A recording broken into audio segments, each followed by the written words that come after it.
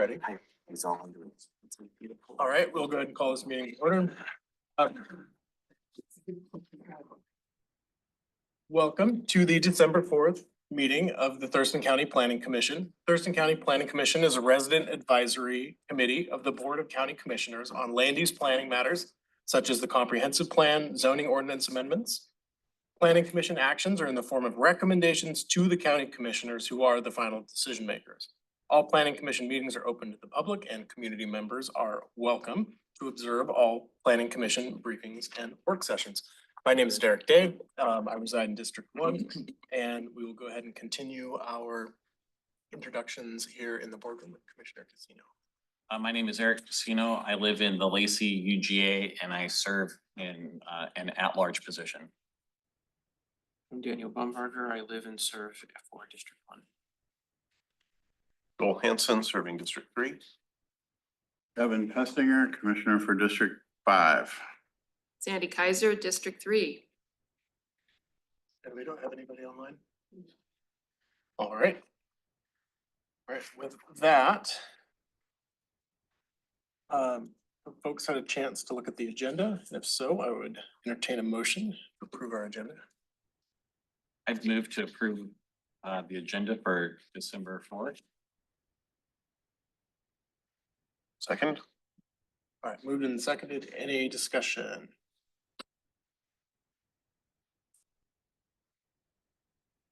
All right.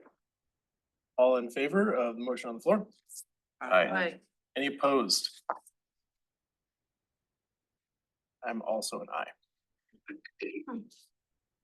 Okay, our meeting agenda is approved. Next, we're gonna move on to approval of our meeting minutes for November 6th. Folks have had a chance to look over those. I would entertain a motion to approve those. I'd move to approve the meeting minutes of November 6th and accept the audio as the official meeting record. Second. Any discussion?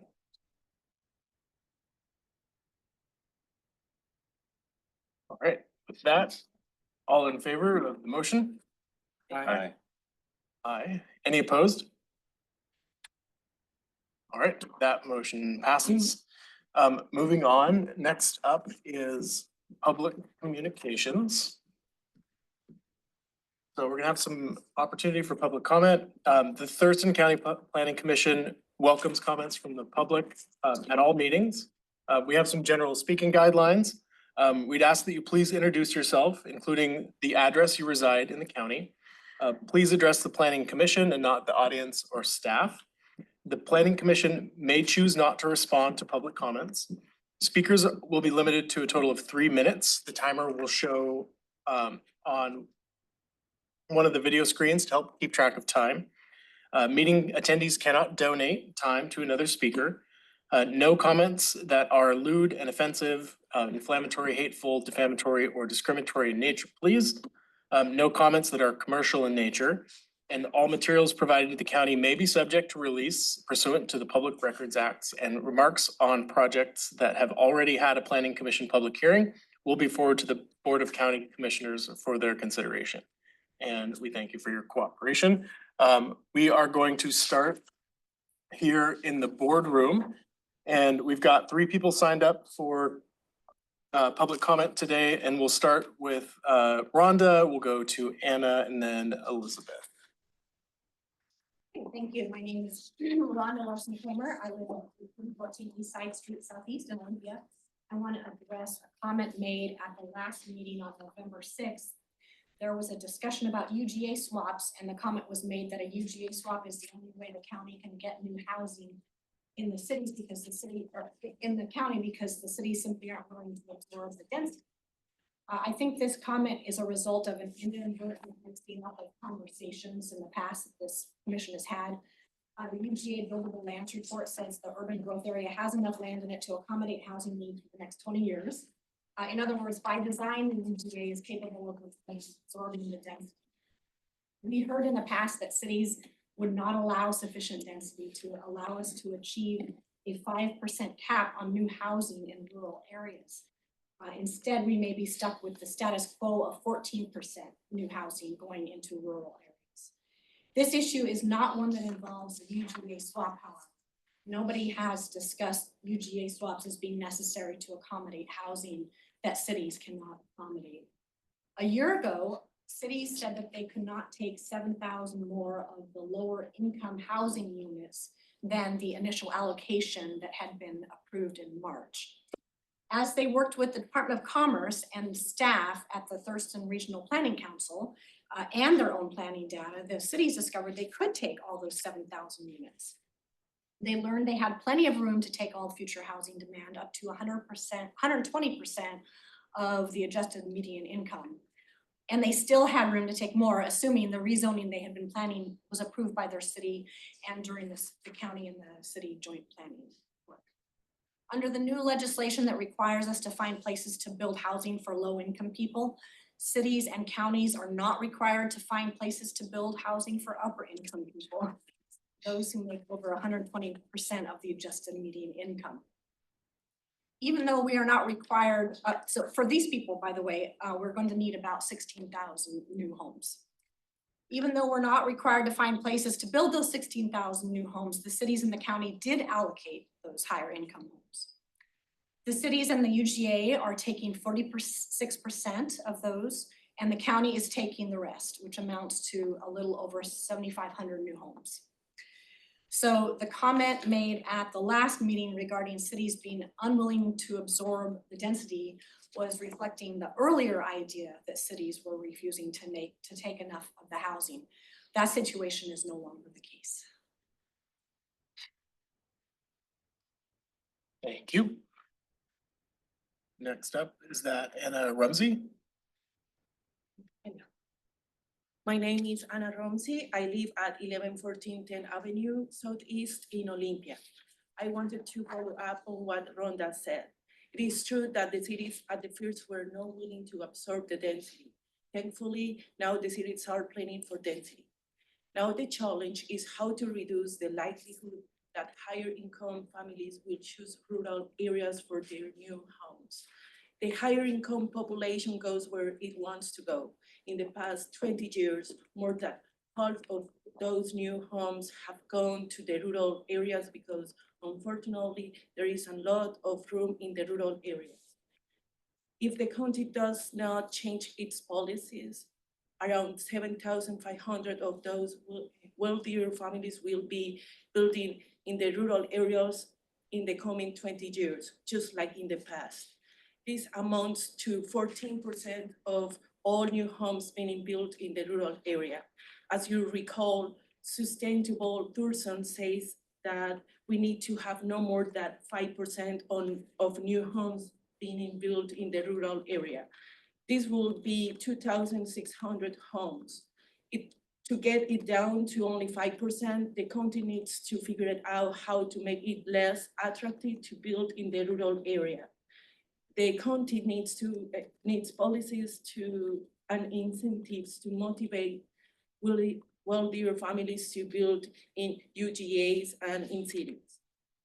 One of the things that the county can do to get those wealthier families to stop building in the rural areas is to downzone the areas that are now zoned as 1 house per 5 acres and make it instead 1 house per 20 acres. Another thing the county can do is to put more land in conservation or farm easements, which will prevent subdividing those lands. That option costs money. Other option is increase the cost of rural building permits. There are probably other options too. I just wanted to get you think along those lines, since now we know where our focus needs to be to get to that 5%.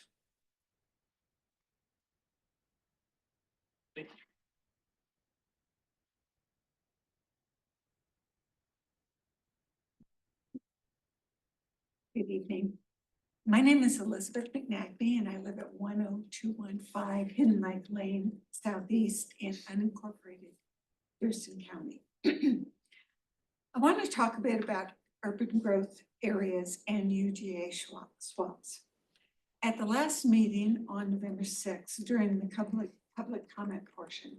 The developers for Bar Holdings told you that the purpose of the swap law is to get non-buildable lands and critical areas out of the urban growth areas so that the UGA can be built up. The developers said that when UGAs were invented, we didn't know about critical areas and such. And so the UGAs weren't taking such areas into consideration when the boundary was set. This is incorrect for a couple of reasons. First, UGAs were created after critical areas were created. The concept of critical areas was created in 1970 and 1971 with the passage of the State Endangered Species Act and the Shoreline Management. The concept of UGAs was created in 1990 with the passage of the Growth Management Act. So critical areas had been in existence for 20 years by the time UGAs were created. As you've heard, the Buildable Lands report said there is enough land in the Tumwater UGA to accommodate the population growth for the next 20 years. When they do the Buildable Lands report, they take into account non-buildable areas. Those areas are not counted as buildable. So the UGA is large enough to accommodate population growth, and it's large enough even with the non-buildable areas inside it. That's probably the reason that the legislature said that a UGA swap cannot result in an increase in development capacity. We already have a mechanism to address running out of land in the UGA. That mechanism is the expansion of the UGA when the Buildable Lands report says expansion is needed. In contrast, a UGA swap isn't the mechanism meant to address that problem. In fact, a UGA swap isn't even allowed to address that problem. The reason is that a swap cannot be done if it will result in an increase in development capacity. If you're swapping out non-buildable lands and swapping in buildable lands, you're increasing the development capacity inside the UGA. Thus, under the swap law, you're not allowed to do that. In other words, you can't use a UGA swap to remove all the critical areas from the UGA and create one solid parking lot over the entire UGA. Thank you.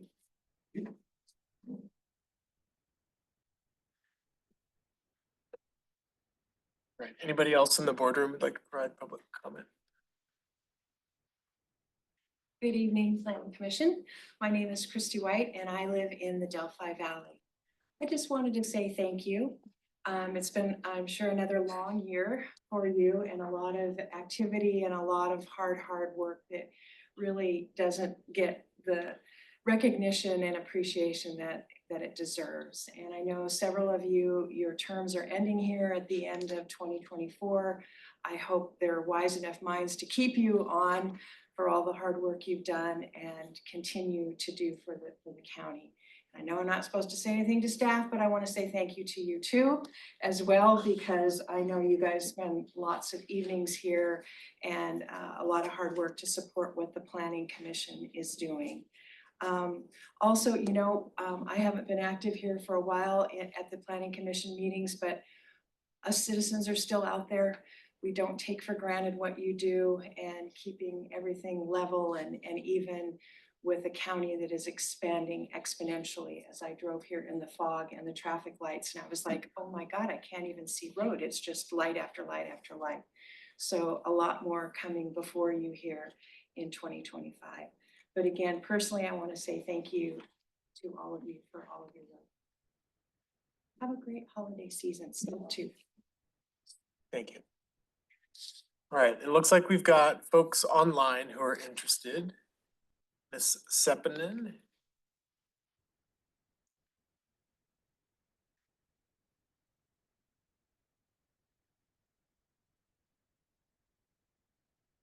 Anybody else online who would like to provide comment, please go ahead and raise your hand. Hello, I'm Loretta Sepinen and from Southeast Olympia, and I'm going to just follow right on from Anna Ramsey's input, where she shared some very useful ideas about ways that the county can create new policies to reduce the likelihood that these higher income families are going to choose to build in the rural area, but maybe they'll choose to build in the urban area instead. And first of all, most of us haven't had a chance to look at all the documents we received for your agenda tonight, but I did skim through the housing chapter and was so pleased to see that the fifth goal, a new fifth goal was added that says establish a sustainable development pattern by focusing growth in the urban areas and limiting new development in the rural areas. And then it lists 7 policy statements. And you could add Anna's ideas to that. And the 7th one says, look at the smart growth strategies in the indicator appendix to Puget Sound Partnership. Anyway, I had previously looked at that and I picked out 3 of those ideas that fit right in here instead of just saying, look at those. But the 3 are consider ag as primary use overlay. And this would be for ag land that's outside of the long-term ag land, and make it so that housing is a secondary use and ag is a primary use. And so when they go to the permit office, there has to be some assurance that this ag there before they could get a permit for a new house on the land. That's one idea. Another is to restrict development on very small, non-conforming lots. So you got some lots that are 1 acre in size or 2 acres, and 2 or 3 of them are owned by the same landowner.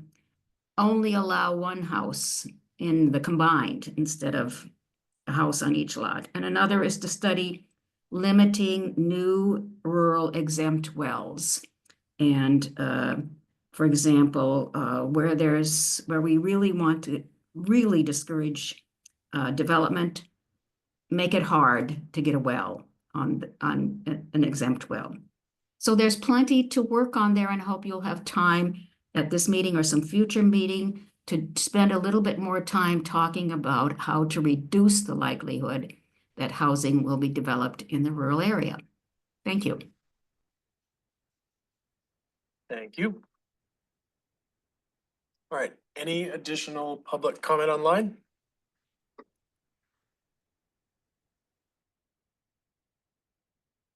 All right, with that, we will move along to our new business, item number 4, with an overview of Thurston County's affordable housing effort. Yes, I'm really excited because we have Tom Webster and Alex Hurst. Okay, I wanted to say it correctly. From the Office of Housing and Homeless Prevention here at the county. I know I've been harping on housing a lot, but I can by no means claim being an expert, as I don't really do that work here at the county. And so, as we promised, trying to make December a little bit of a lighter load for you all, they graciously have showed up after hours in the middle of the work week to talk about the work they do and touch on Regional Housing Council, and hopefully that'll tie into things that you know about comp plan and whatnot. So I'm gonna pull this up because I realize I've not done that yet, but feel free to say things if you wish. Great, well, thanks. Thanks for having us. My name is Tom Webster. I'm the Senior Program Manager for the county's Office of Housing and Homeless Prevention. And I'm Alex First. I'm the Affordable Housing Program Manager. What's on?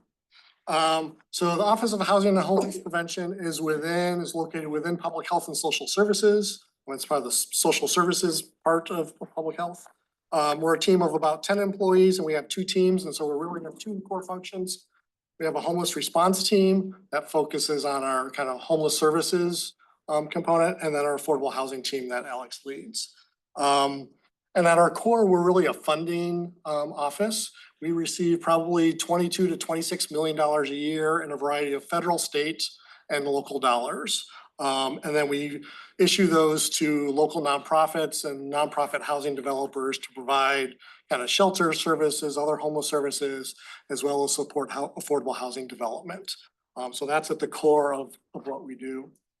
So kind of a little bit more on our funding. We have federal funds, so we're an entitlement community, which means we are entitled to receive funds under the Department of Housing and Urban Development's Home Investment Partnership Program, which is an affordable housing grant fund, and then also under the Community Development Block Grant Program. So combined, those equal around $2 million a year. For the CDBG funds, City of Olympia receives their own CDBG funds, so we cannot use our CDBG funds within the City of Olympia. Lacey has just decided to become their own entitlement community, so Lacey is going to be receiving their own CDBG funds starting next year. So going forward, the county CDBG funds are going to be shared and alternate between use in the city of Tumwater as well as unincorporated or the smaller cities. State funds, the state funds we receive all are for homeless services activities. We don't receive any direct funding for affordable housing development in the state, although a lot of our nonprofits do apply to the state through the Housing Trust Fund, our low-income housing tax credit programs at the state that they apply for, and we often supplement with our local dollars, but we don't receive those funds directly. So under the Consolidated Homeless Grant, and then the Encampment Resolution Program, which is also known as the Right-of-Way Program, we receive kind of $13 to $15 million a year for those types of activities. And then locally, there's a variety of sources of local funds that we receive. Document recording fees are designated. A portion of those go for homeless services and a portion also go for affordable housing development, as well as sales tax revenue. So that includes the local home fund, which the commissioners passed, which is 0.1% sales tax increase for affordable housing. We also have an interlocal agreement with the City of Olympia under the Regional Housing Council, so we're receiving some of Olympia's local home fund as well, and that's combined, so that's issued on a regional basis, as well as there's some other sales tax revenues that get dedicated for affordable housing. So in total, those are around $7 to $9 million per year. This question, Yeah. the CDBG funding, will the county's amount of funding go down as Lacey becomes their own? It will. Okay. It will, kind So of it's based on proportionally. population? Yep, yeah, it's a variety of formulas. So yeah, we expect, right now, we're getting about 1.2 million a year, and that will probably go down to around 850,000. Is that allotted or do you compete for it? No, that is allotted. It's a formula based, so we receive it automatically. And that's the same with the Home Investment Partnership Program too. So our homeless response team oversees our homeless crisis response system, and they're in charge of, we have a 5-year homeless crisis response plan. We're coming to the end of our plan, so I'll talk about kind of in the next slide. We're just in the beginning processes, starting to develop our new 5-year plan for the 25 to 30 years. So they're responsible for developing that. They're making funding awards and contract management. A lot of the requirements for those homeless services come through our state contracts, the Consolidated Homeless Grant. So there's lots of rules that will come with those funds. So we're responsible for compliance with those. There's a lot of data collection and reporting that comes with those funds. And really, rather than, we do issue contracts to individual agencies, but we're really trying to have one system. So there's a lot of coordination between all the providers in our community that we really manage and shepherd. And then we're also responsible for overseeing the annual point in time homeless census count. Is once a year, we're required to do a count of those experiencing homelessness in our community. We've been doing that for 19 years. So that gives us a good picture of those experiencing homelessness in our community. As I said, we're just at the beginning stages of working on our new homeless crisis response plan. So the objectives here come from the state. This is a requirement from our state funding. So really focused on our homeless system, homeless service providers, preventing homelessness, but there's also a connection to affordable housing as we seek to provide housing in a stable setting for everyone to meet their needs. And this year I just called out this one as I thought it was most relevant for this group, is Commerce requires us to make sure that our plan is really in alignment and the development of the homeless housing capital development, so new shelters, new affordable housing, really complies with the Growth Management Act and is in alignment with the housing chapter of the local comprehensive plan. So we've been talking to Anna, and as we start that process, we'll make sure there's good coordination and collaboration in that. And so we're, as I said, we're just starting that process. So really kind of January to May of next year, we expect to be doing community engagement, getting input from the community, drafting that plan in the middle of the year. And then public comment and approval from September to December. It's due to the Department of Commerce by December of 2025. So that's a high level timeline for that plan development. Our affordable housing team, really manages those funds, makes awards. So depending on the fund sources, the housing that we're developing is targeted to either those at 80% of area median income. That's the federal home is at 80%. Most of the local dollars that we have are focused on either those at 60 or 50% of area median income is the maximum population or income for those households. Then we're working to ensure compliance with all those funding requirements. As I'm sure you can imagine, the federal funds comes with lots of federal requirements, including environmental reviews, labor standards, and other various fund requirements, regulations we get to oversee. And then all of our projects are. Yep. I have a hard time remembering the area median income number. And I wonder, in the case of the county, do you take a number of the population in the county that excludes the cities? No, so this is a number provided by HUD. Okay. So it's not something we calculate, it's something calculated at the national level.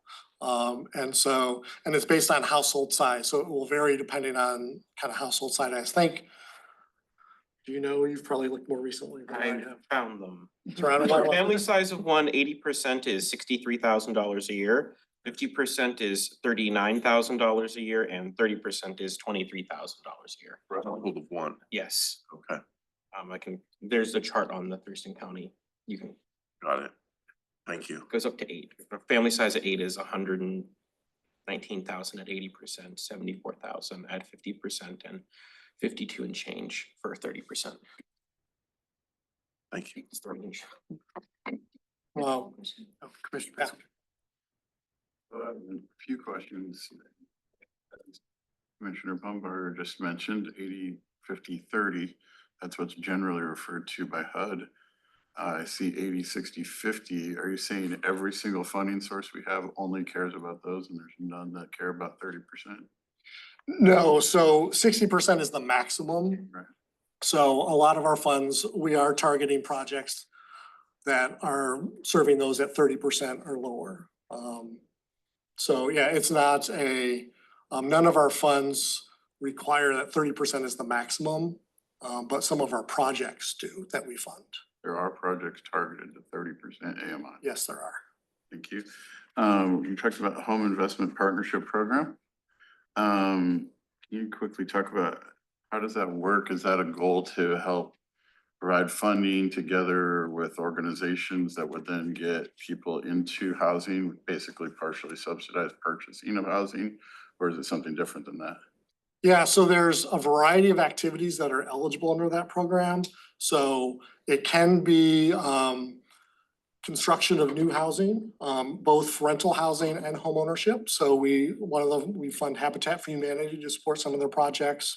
And there's also new construction. Unity Commons kind of across the way was money that we put funding into, so new construction.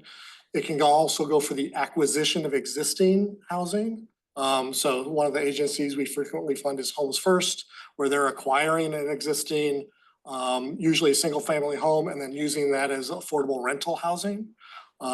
It can also be used for down payment assistance for homeownership. It can also be used, we have not used it for rental assistance, but there is also it's eligible use for rental assistance. So those are the broad categories, and it can also be used, for renovation of existing home to maintain affordability. That's really helpful. Thank you. And do you have any numbers related to overall, like, I've always been curious and I've never seen published anywhere the numbers for Thurston County has this many subsidized affordable housing units and this many owned and this many rented. Do you have any guesses to any of those numbers? Not off the top of my head, no. And it's a really tricky number to come up with because we certainly have some of our money, and so we know what we've funded. The Housing Authority also has, so you have, and it depends how you're counting, because the Housing Authority also owns property. We've also helped fund some of the Housing Authority's projects. And then there's tax credits and things that get funded from the state that we may not always know about. And then things are constantly kind of leaving their affordability period. So one of the things with all the projects we fund, we have a 20-year affordability. So we will put a deed of trust and promissory note on the property to require that they remain affordable for at least the next 20 years. And then we monitor that to ensure that the folks who are actually living in those units are meeting the income requirements. There's projects throughout the county that may receive low-income housing tax credits or housing trust fund that have similar requirements. They actually tend to have 40 or 50-year affordability requirements. But we're not always aware of those. We're aware of many of them. And actually Pete Komet from the mayor a couple of years ago tried to put together that list of kind of federally kind of subsidized or supported. So I can try to dig that up and provide that to Anna. It won't be kind of 100%, but it will give you kind of a ballpark. I'll take Pete's old list any day. Thank you. Yep. I think, yeah, the affordable housing team, again, having those affordability requirements is something that we make to ensure that we're maintaining that the housing is being used for its intended purpose. So with that said, pretty much everything, all those funds that we issue, with the exception of the CDBG funds, is done under the purview of the Regional Housing Council. So the Regional Housing Council in 2020 was interlocal agreement was signed between Thurston County and the cities of Lacey, Olympia, Yelm, and Tumwater to form the Regional Housing Council. There had been a previous version of this called the Community Investment Partnership, but it was kind of reconfigured. And so the primary goal of the Regional Housing Council is really to work regionally on issues of homelessness and affordable housing. So looking to leverage resources and partnerships, making those funding priorities and recommendations. The Regional Housing Council is a recommending body. They don't have any authority to make funding decisions. They're making recommendations to the Board of County Commissioners. Thurston County is the fiscal agent for the Regional Housing Council. And then our office then issues those contracts and implements that. So, and then I'll be honest, right now, they're kind of also looking at kind of what is their role around policy consideration from a regional point of view. And I think that's something, to be honest, that I think there's a desire to tackle more kind of policy challenges. Again, they're only as a recommending body, but I think we're still figuring out what exactly that looks like. Under the Regional Housing Council, there are two advisory boards. There's the Thurston Affordable Housing Advisory Board and the Homeless Services Advisory Board. Both of these are made up of subject matter experts, providers, other folks in the field, community members who come together, and they're making recommendations on what should be the priorities for our community around funding. And then they're also reviewing grant applications and making funding recommendations. Those recommendations then go to the Regional Housing Council, who consider those, and then they make recommendations to the Board of County Commissioners. We also have a Lived Experience Housing Steering Committee. This is a committee comprised of those who have lived experience of homelessness, and then they also have identities that are overrepresented in homelessness. So BIPOC, Black, Indigenous, people of color, those LGBTQ populations. And so really getting their input on policies and funding that impact them. And then we have a Regional Housing Council tech team, which is made up of staff from the various jurisdictions who work to support the Regional Housing Council. The one other thing that's not on the slide that I'll mention is we also have a communication specialist in our office who supports the Regional Housing Council. So the Regional Housing Council has a website. One of the things we just did was look at all of the incentives, the housing incentives that all the jurisdictions offer, whether that's, parking, impact fee reductions for affordable housing, and put those into one document. So it's easy to kind of compare what what's available in Lacey versus what's available in Olympia or Tumwater. So we have a website working on developing a newsletter, social media posts, and then working with jurisdictions to provide that outreach and information to our community. On those top two advisory boards, can you talk about how many members each one has, and are they appointed by the Regional Housing Council or by other entities? Yeah, so they are structured to have between 8 and 15 members. I think right now they have around 11, 12.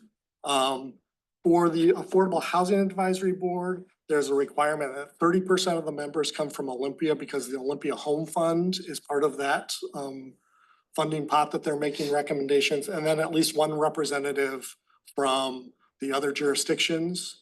For the Homeless Services Advisory Board, we just try to have a good geographic distribution. And those are recommendations are made to the Regional Housing Council, and then the Board of County Commissioners appoint those members. County Commissioner, thank you.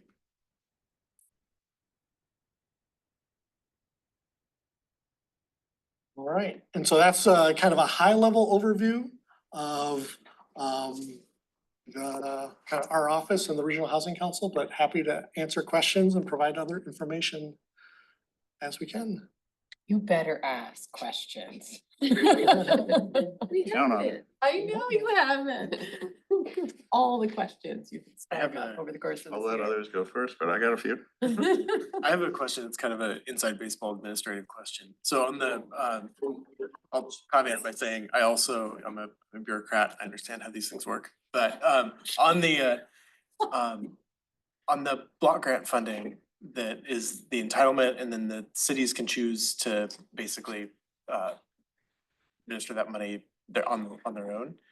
How much of that money is like staffing and programming versus like money that gets out into the community and services?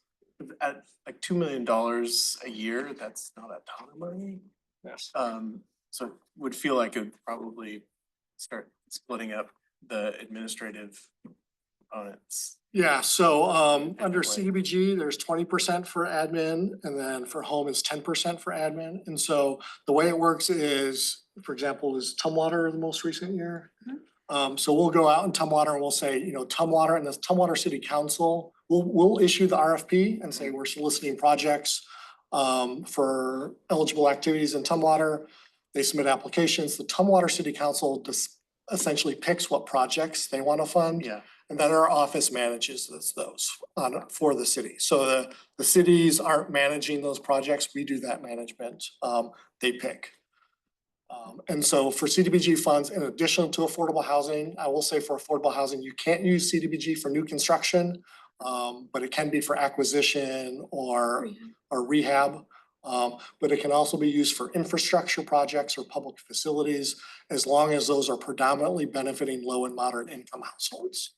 Okay, so do I understand correctly that they would, like if they choose to basically take on the dollars themselves, you'd still administer some of the process? And they would. Yeah, for Tumwater and South County. Okay. Yeah. Okay, that's efficient. But go ahead. Yes. Because there's enough rules around that program. It's for kind of to come in and once every couple of years to figure it out. I run a federal master grant program, but so. Their questions. I know you're going real soon, but just a quick one on the state funding. Is that in the discretionary part of the state budget or is it locked in? It's a combination. Most of it also comes from document recording fees. So when someone records, a document with at the county, there's a fee. I can't remember what it is now, around $180, $300, whatever. $85 of that goes to us for homeless services, 15 for affordable housing, and then the state gets the other part of that, and the state issues that back to us under the Consolidated Homeless Grant. There are other programs that do come out of the state discretionary budget. There's a housing and essential needs program that is funded. So a mix, but most of it is under the document recording fees. Think about some of the programs you said are funded through the local program through sales tax.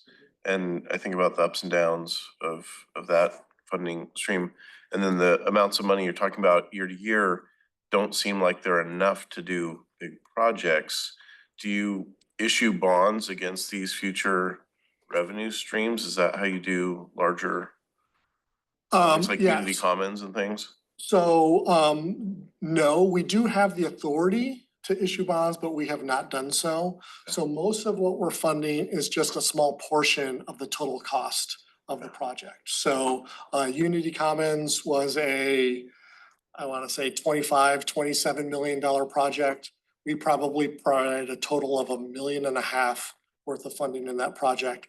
The bulk of that money will come from low-income housing tax credits issued from the Washington State Housing Finance Commission, and then as well as some from the Housing Trust Fund, as well as kind of then private sector financing. So when we're funding, Habitat for Humanity, again, we're funding just a portion of that project. For projects like Homes First, we tend to fund a higher percentage of their acquisition of single-family homes. That may be, $300,000-$400,000 to go toward the purchase price of a single-family home. But we are not a sole funder for almost any project. And for the larger projects, we're a pretty small piece, but we're a vital piece because the state is really looking to see that there's local support for those projects as an important scoring criteria as those projects are being scored at the state level. Local funding is an important component of that. So even though we're a relatively small percentage for some of those larger projects, it's a really important percent to be competitive for those statewide dollars. Thank you. You wanna take it away?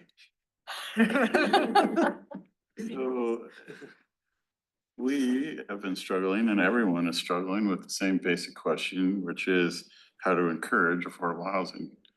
And we've got all these new rules from the state about updating our comprehensive plan and saying you have to account for and plan for housing at each income level range. But yet that doesn't mean anything other than you have to make sure land is available, that housing could be built that could fit that description. It doesn't ensure it will be built. It doesn't encourage or motivate it to be built. It simply says, and for us so far, we've been told that's only 3 categories. That's high-rise apartment buildings, that's ADUs, and that's mobile home parks. So making sure things are zoned that they can accommodate one of those 3 is really the only thing we're told that we could do to help encourage affordable housing. You all have been working in this field a long time. You're the experts of it. What can you tell us would be any potential options we can do to encourage affordable housing instead of just simply designating zoning for the availability to build it? And just to give a quick example, I just literally read that Olympia, and don't quote me on this, but that their planning commission's considering up to 130-foot height increase availability on development if it has up to 30% affordable housing units. Is that something that we ought to consider? I mean, we're not planning on zoning for high-rise apartment buildings in very many places other than the latest talk about Grandmount. So what do you think we could do? Yeah, if I had answer that question, but because it's a hard question. There's no doubt, there's no easy answers. And so I'll just kind of, a couple things that I've seen kind of from our perspective is certainly a greater variety of types of housing. And kind of, so I think kind of the missing middle conversation of townhomes, and I know this is kind of more of a Washington State issue, but making condos kind of easier to build is kind of one way, especially for affordable home ownership.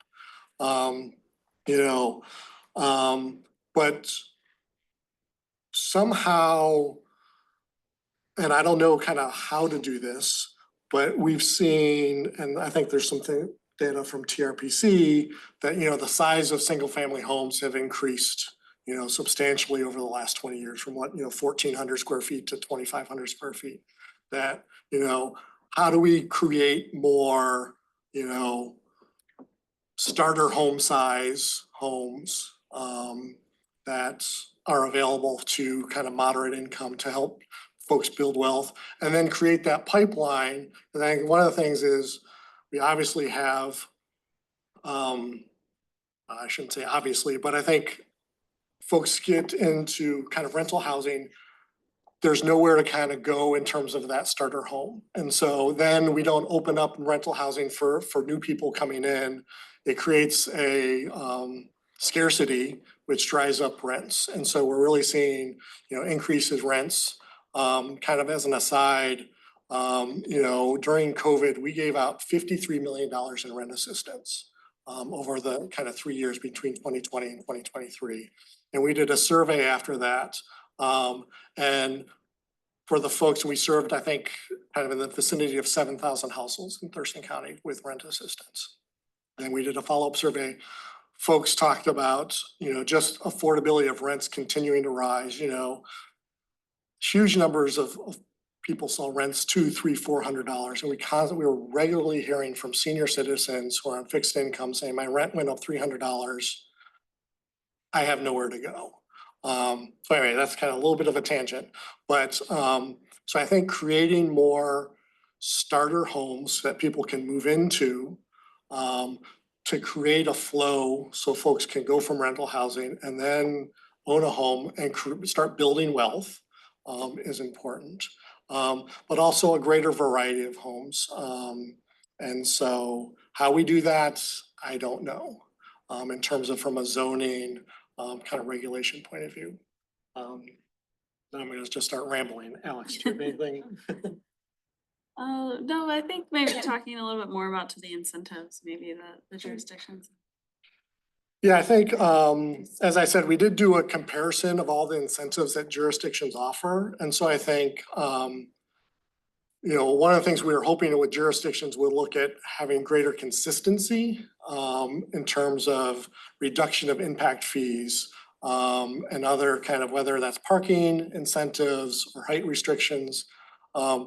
We do know, and we hear frequently from developers, that the cost of building is so high just to start, right? With all the impact fees, the cost of the land, the cost of, kind of permits, that, you're starting off and, I don't know what the exact number is, $250,000 just before you start building, that why I'm gonna build a $350,000 house.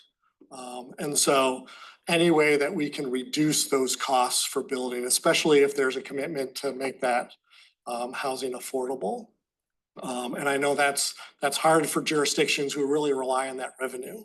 But we're also seeing it in some of the regulations that frequently come with our money when we're looking at having to pay prevailing wage for our projects.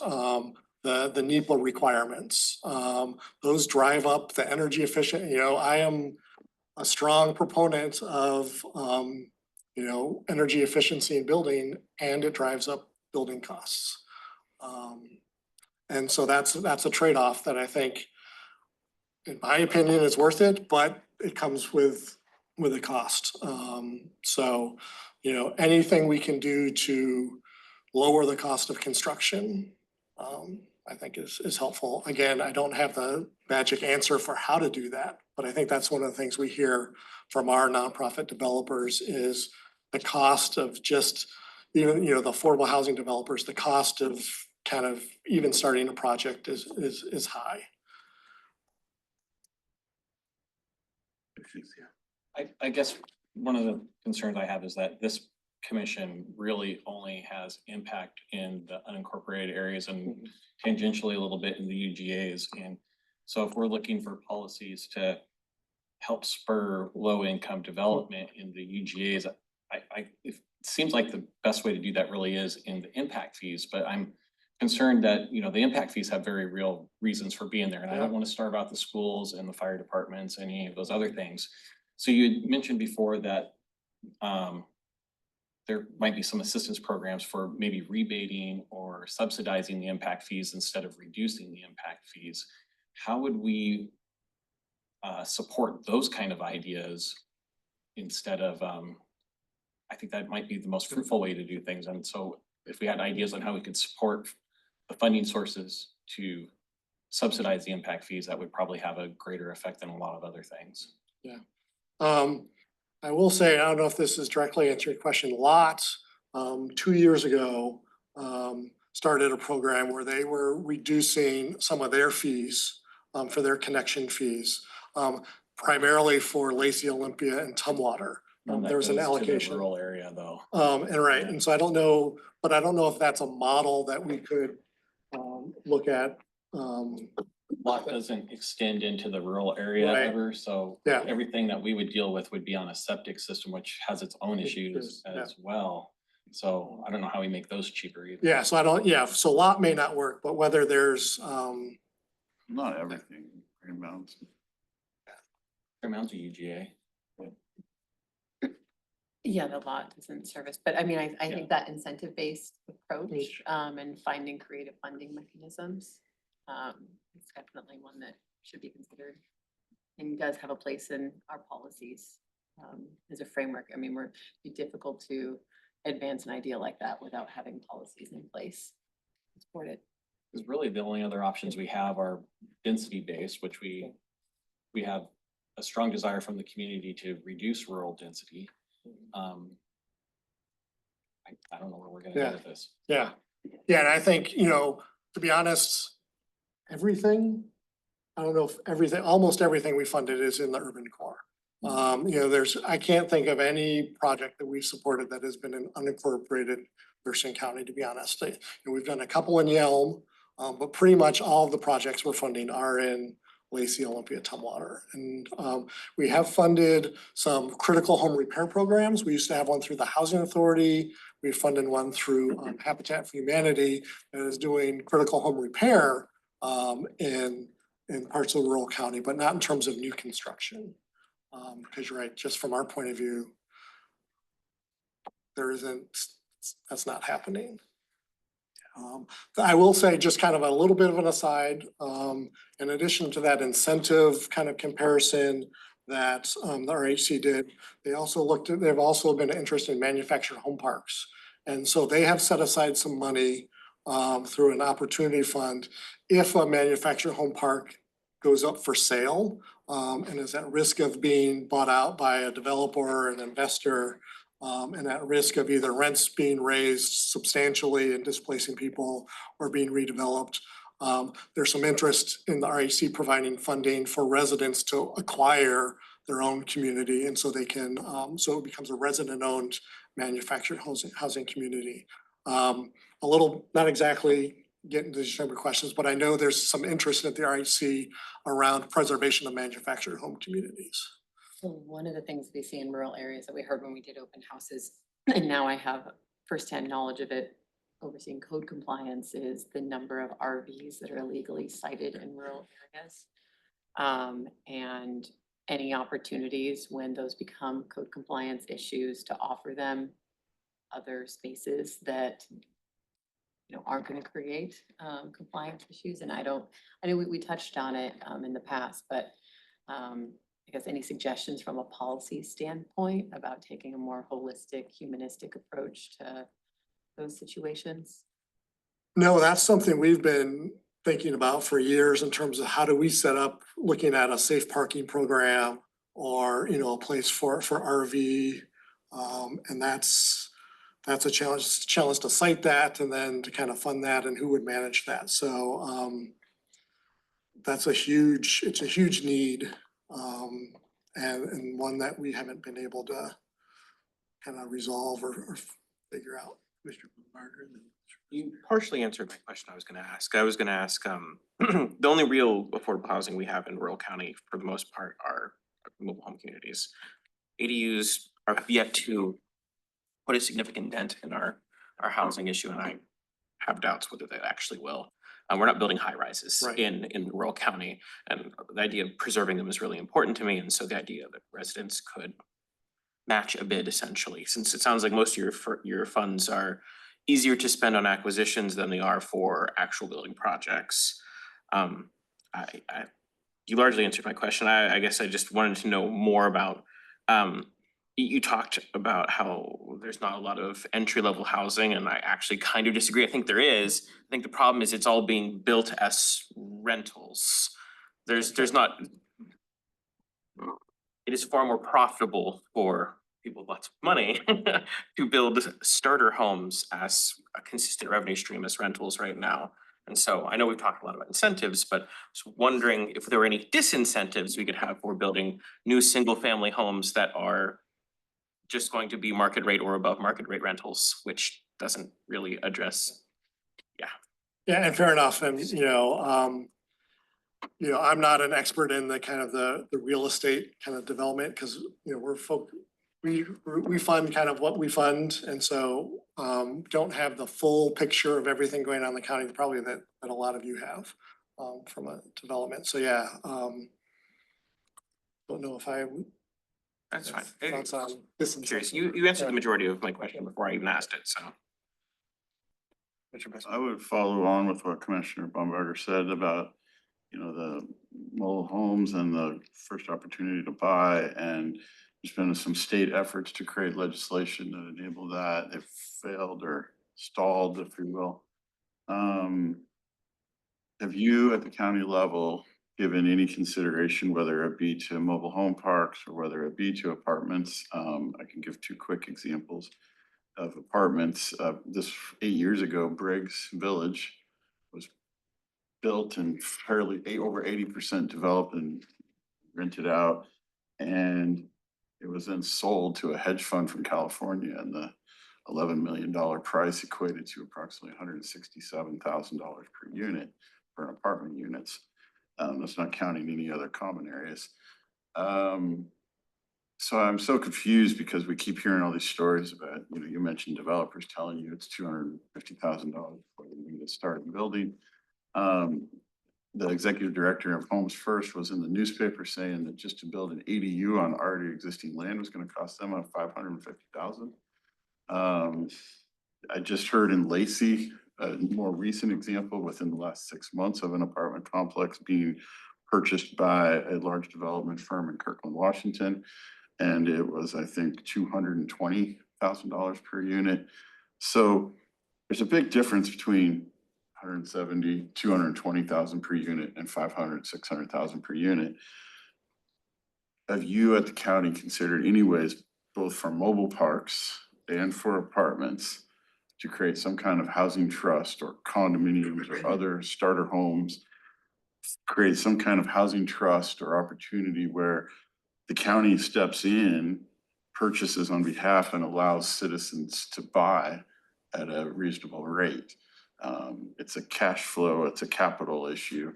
But it seems to me that I know a lot of people that would like to buy a first home, and it could be an apartment / condo if it only costs $220,000. And it sounds like the San Juan County model that Anna researched, where the land trusts are buying the land and then there's just selling the structure.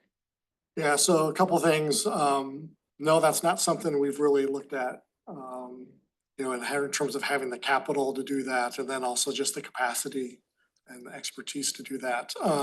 We do have a land trust, a Thurston Housing Land Trust. So we have provided, it's a fairly new organization, pretty small and just getting up to speed, but we've provided some support to the land trust. The other project that I was thinking of is we just did provide funding to Vital Housing, which was for the acquisition of an existing apartment complex that was about to go market rate. And we contributed funding for the acquisition of that to maintain it as affordable housing. I'll actually go and say more about. Sure. So, yeah, well, it's upcoming. They're closing soon. So yeah, it's 211 units. And so our funding, we're putting in $1.3 million of that funding to preserve that. And they also are getting other funding that will have, I think the restricted affordability period will be at least 20 years on that. So it's maintaining another 211 units of affordable rental housing, which if it had not been purchased, then would go most likely market rate, which would impact a lot of families. locally. That's fantastic. I think the mobile home parks, Commissioner Baumgartner shared with us at a previous meeting that he knows of places where the land rent has gone from 400, 500 a month to 2,000 a month. And, you know, mobile home parks, whatever, hold 20, 30, 40 units. That's not a huge dollar amount to be able to purchase that and hold it in a housing trust and then get it back into people's hands, because those people at some point can afford it. It's a lot better for them to buy that on a mortgage than it is for them to pay rent that keeps escalating exponentially. And one of the things we've heard is I've had a couple people call me, you know, with similar complaints. You know, I own my manufactured home, I can't move it, you know, and it was worth $50,000, but now with the rents going up, you know, I've lost the value of my asset that I do own because the rents have gone up so much. And, you know, this is not a real number, but so many of a high percentage of those are not mobile, right? They cannot be moved realistically. They're not allowed on outside of mobile home parks if they're older than a certain, was it 76. I think it's actually 1990s. Oh. It's like 1996 or You can't get a 1997. transport permit for one that is too old. They're not allowed under zoning codes. So, yeah, it's not a lot of.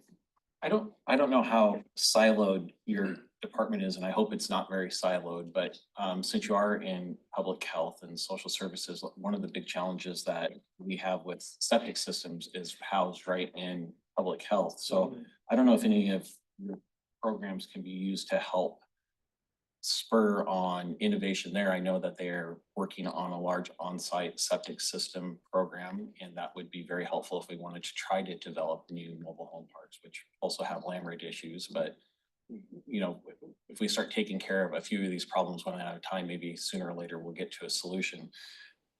Do any of your programs, would they be supportive of policymaking in that capacity where we could try to spur along some of these septic system issues to make them cheaper and easier to get to? So I do talk to Season, and we have, we're a little siloed but you know, we certainly communicate with our environmental health friends. You know, most of our funding is pretty restricted. You know, it is possible we could look at some of the CDBG funds, some of the critical home repair kind of components. Most of what we're doing is kind of that development of new units, or if we can kind of couch it under preservation of existing units, there may be some opportunity there. We need to have more conversations. Right. I'm curious, it sounds like you deal mostly with NGOs, nonprofit organizations. Have you done any work with housing cooperatives? I ask because in a lot of cases, you see an apartment complex that's about to go up for sale, and it's not a lack of money of the people who live there, it's a lack of organization, infrastructure, and knowledge. And I feel like that's something the county could lend at a fairly low dollar value to a group to say, hey, I have a 30-unit apartment complex. It's not huge, but it's going to be, it's up for sale right now. The people who live there would buy and cooperatize it if they understood how and had infrastructure and a little bit of seed capital to do that. I feel like that's something that would also apply to a mobile home park that would not require the county to spend a huge amount of money, simply provide logistics essentially to that and help them with forming and then doing the purchase. Is that something you've explored or discussed? I feel like that's an underutilized tool for people to take what is rental income and turn them into an asset that gets maintained, stays affordable, and keeps a community closer to each other instead of, you know, a bunch of people don't see or talk to their neighbors ever. So I would say it's not something we've done. I think from our point of view, there's probably a capacity issue for our staff. And it's, to be honest, it's not really our area of expertise in terms of what we have currently. We do work with Northwest Cooperative Development Corporation. We're aware of them and ROC. So there are some organizations that do provide TA and support to cooperatives. They've been working with the Thurston Housing Land Trust and others. So I think there are some organizations out there who are able to provide that type of technical assistance. I'm not sure our office really has the capacity at this point to offer that type of assistance to cooperatives. In that vein, would the county be able to offer, you know, financial assistance to those organizations? Potentially, yes, we could to potentially ramp offer up the funding what they do? to support, but probably not the technical assistance. Has the county provided funding to those organizations in any significant quantity in the last 5 or 6 No. years? And we haven't been approached. And so most of our funding is issued through an annual request for proposal process. So one of the things we're trying to address is, you know, these are for projects that are kind of planned, known in advance. And then an organization submits an application for funding and it goes through a competitive award process. We've set aside a small amount of money, you know, $1.4 million for our opportunity fund to take advantage of those things that come up last minute. Hey, there's an opportunity to acquire this. You know, in the past, we haven't had the ability because we've given all our money away through that competitive process. So we have held back a little bit of money to take advantage of those acquisition opportunities that don't fall neatly into an RFP process. And so that is really just a year or so, year and a half, we've been doing that. And so I think there's the opportunity to do that more in the future than we've had in the past.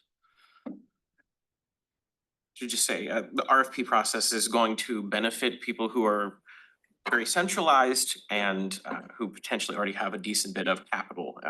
It excludes a lot of the people who could benefit from it because you need an inherent level of power and structure just to access it. So I'm curious what level of outreach you guys could do, like simply letting folks, these organizations know that they would qualify for these kind of funds could spur them to dedicate resources to apply for them.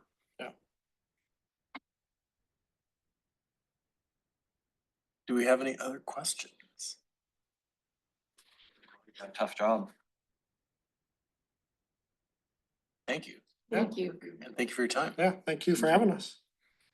I know I had told you that you can stay. You are free. You do not have to stay any longer. I'm going to walk them out to continue to extend my gratitude that they took time out of their day. And then Andy's gonna take it and I'll come right back. Just show some conflict. Thanks again. Great, thank you. Thank you very much. Thanks again. Yeah. Really appreciate it. All right. Moving on to continued business. Item number 4, work session number 26. It's not, what was it, 81. 81? Okay. S&P. It's not 81 yet. We're gonna do it, yeah, We've got work to do. not gonna get there. Okay, so some new drafts, updated drafts of a few chapters were sent out to the planning commission this week. We recognize that those were not sent out with the normal schedule. That was an oversight on our part, so we apologize for the shortness there. And Anna will come back in and talk a little bit more about the changes that you've seen, but I wanted to talk a little bit about the schedule going forward with comp plan. So the plan at this time is to produce a full public hearing draft by the February 5th Planning Commission meeting. And the intention there is to enable us to additional time for staff to review public comment. It's more public opportunity for folks to review those 2 chapters, which are some of the biggest chapters or the issues that folks care about the most.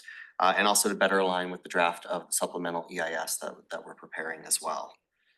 So we will provide full printed copies to the Planning Commission when we have all those things ready. And then moving forward from that point, so we're hoping that the Planning Commission will schedule a public hearing at their February 19th meeting for a time later in March 2025. We're looking at either Wednesday, March 19th or Saturday, March 22nd. It's the Planning Commission's option. It's a large project, there's a lot of community interest, and in the past we've done weekend public hearings and that's worked out well. So that would be an option for you all to consider. And then we'll be looking at subsequent work sessions following that time and hopefully a recommendation to the board in the months following that planning commission hearing. So the two chapters you've got, there was a brief. Oh, Can I just add Yeah. one thing? Another thing that's happening within that time frame that we will ask the planning commission to potentially participate in is additional outreach in the Grand Mound area, given all of the potential development code changes related to housing. So just want you to know that there would still be things moving forward, that feedback that we get through that outreach could be incorporated in that public hearing draft. Great. Okay, so yeah, there was a memo that was sent out with the items. And so we're really curious about what feedback you all have on the materials you received, if you've had time to dive into them. But essentially the housing chapter was updated to include draft housing allocations, updated to include the land capacity analysis for rural county and Grand Mountain UGA. New goals and policies included to move rural growth capacity toward 5%. Technical appendices provided. And then for the climate chapter, we updated the narrative to reflect feedback that we received from other county departments and subject matter experts. And also updated it to reflect the full vulnerability assessment findings. I understand that's an informational document that is accompanying the comp plan. Climate chapter was also updated based on public comment, and new policies were added to some areas we've seen some high interest. But yeah, that's essentially the gist of it. We're curious what feedback you may have as we move forward. So I know you mentioned this was sent out earlier this week. It was sent at 9 AM yesterday. So I did not have time to review the 250 pages of documents that were sent. I don't think it's reasonable to expect any of us to have done that yet. So I don't have any feedback to give because I wasn't given sufficient time to do it. Same. I'm not gonna blow smoke. There's no way. I've only glanced through it, but on page 4-10, talk about short-term rentals, and Ashley had talked to me about looking up some numbers and that it was way lower than she expected. But these numbers are a little bit different, and they're basically saying you don't know. But they're talking about seasonal units and that it went down significantly from 1,500 to about 1,000. Do we have any updated guesses on short-term rentals, and is it countywide or does it exclude the cities? I can look up the exact information I got from Jenica Machado's, our economic development manager. So when Commissioner Petzinger had asked this question, I reached out to her to see what information she can glean from our lodging tax, which Airbnbs and VRBOs are required to pay. Let me look it up. So if you have another question, it was really low. I hadn't seen this Double section. digits, wasn't it? This is including stuff. This is a lot of stuff. So let me get the numbers and we can. I mean, I can check right now and tell you it's a lot higher than that. Yeah. We can work with Burke to make sure it's updated, because we focus in on rural unincorporated, and I'm not sure where Burke is pulling their numbers from, but I can look that up if you have another question. Well, it's related to that. I mean, I don't think it's the most important thing for us to focus on, but I don't think it's unimportant either.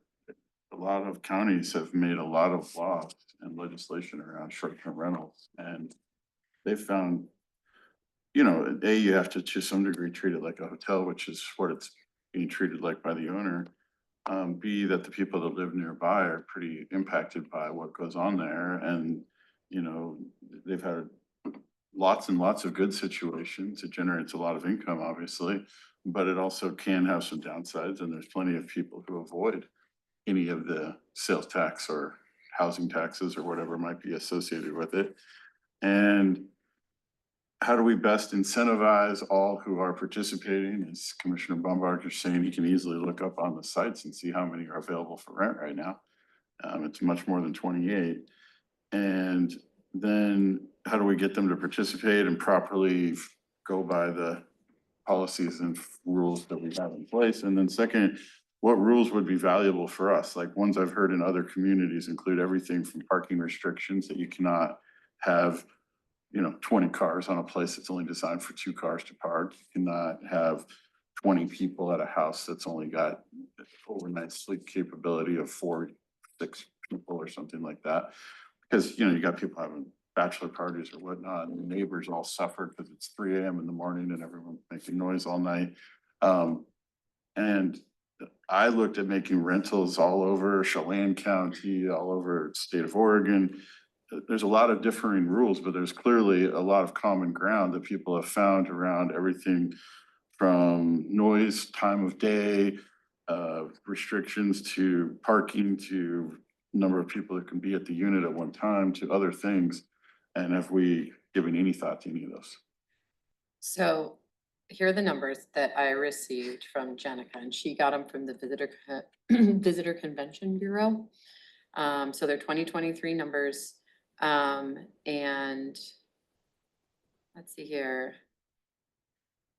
What they have listed is 360 plus total for the entire county, with only 40 of those short-term rentals being located outside the cities. And their information is coming from the lodging tax.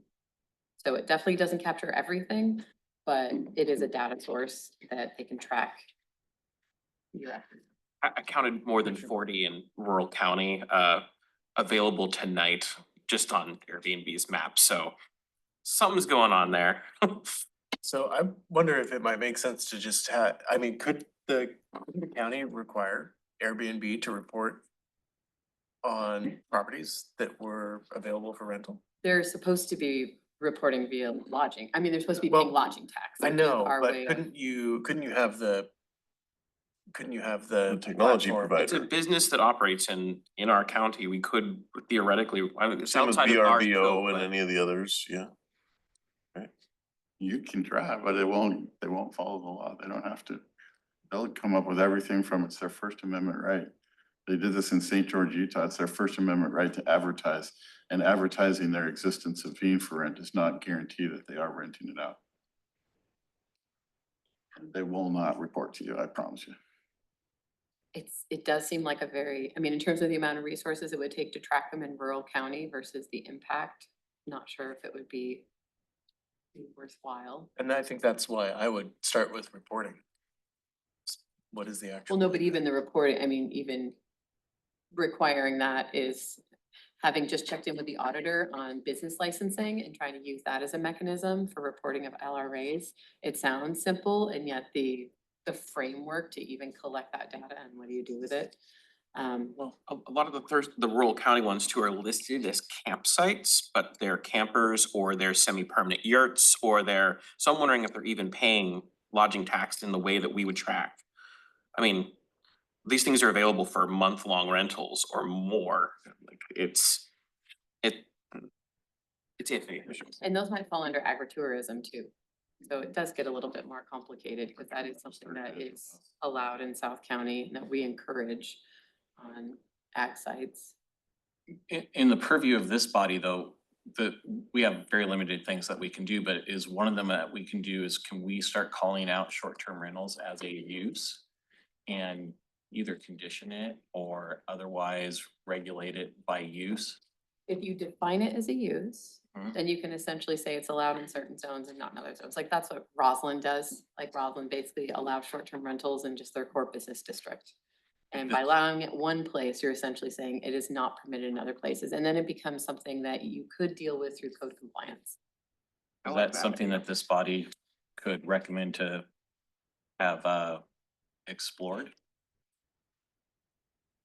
Could, I would say that agritourism overlay, which just went through a bunch of updates, does include them. And agritourism overlay covers most of South County. So it would be finding an area outside of that overlay. Unless you want to revisit that overlay. No. But right now, that's the only place where they are called out. Like there are some definitions for guest quarters and whatnot called out in that overlay.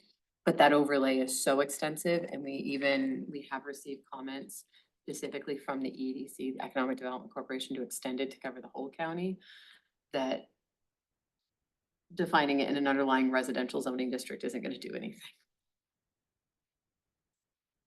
Just looking at the map, it looks like the majority aren't in South County. They look like they're in like the Lacey UGA or the Olympia UGA. We're just outside of them. Or our wings, not below. Around the lakes, yeah. Yeah. That Surprisingly, not a lot of, cute little cottages on farmland in the South County, so I still think it would be worth exploring. I don't think you would run into too many conflicts with the ag overlay. So joint code is where that would be done then? Yeah. And those are all coming before you next year. So we can make sure Would it that be that's part of the beneficial to have a discussion. defined use before that conversation starts? Each one of those, basically the joint codes are like mini zoning codes for every UGA. So there is a separate definition section for each one. That sounds efficient. It's totally. Sounds like we need to get some templated language that we can bring up for every single one of those discussions on defining a use for a single Yes. short-term rental. Yes, I think that that is possible. It's just in terms of like, it will come before you 3 different times. As part of those joint codes. Commissioner Pesner. Oh, actually, this is just a request. On page 4-10, it talks about short-term rentals. It has a, reference at the bottom, number 17, and, from the people who wrote this, our consultants. Publicly available information on STRs is limited, making a more detailed analysis infeasible. Partially true, but partially not. I would request that you add data that you've got from your sources for the numbers we have. And that we at least document this and say that we're considering options to conditional use and other things. So that we're not just pretending it doesn't exist or that it's a non-issue. Just to clarify, I'm not suggesting that it's a conditional use, but at least a use. And- Yeah, I'm Okay. sorry. That we extend conditions to. Yeah. There are also counties who have just banned or put moratoriums on nightly rentals. Yeah, I mean, anytime you take a peek too, it's not necessarily, there are plenty of vacation homes or second homes, lodges that are only available as a short-term rental for a few months of the year.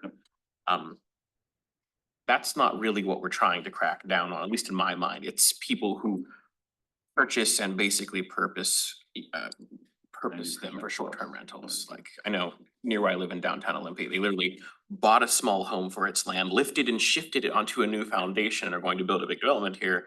And the new little home is now a permanent verbo.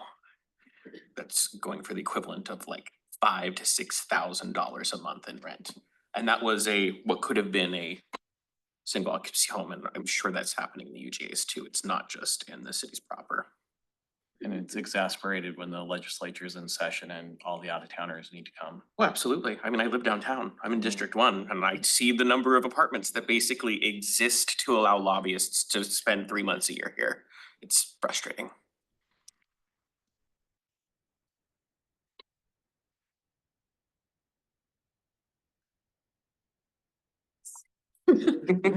Make Burke use better data, short-term rentals.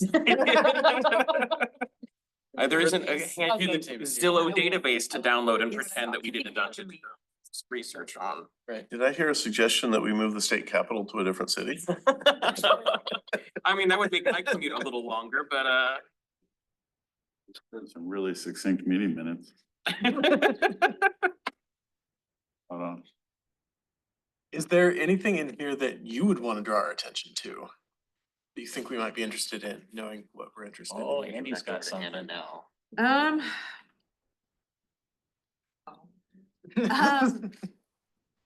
I mean, I can speak more to housing and climate because I'm not involved in the climate chapter. I think one thing that's tricky that, the conversation with Tom and Alex really underscores is we have all of these ideas and we know what the solution is, but there's not the money for it.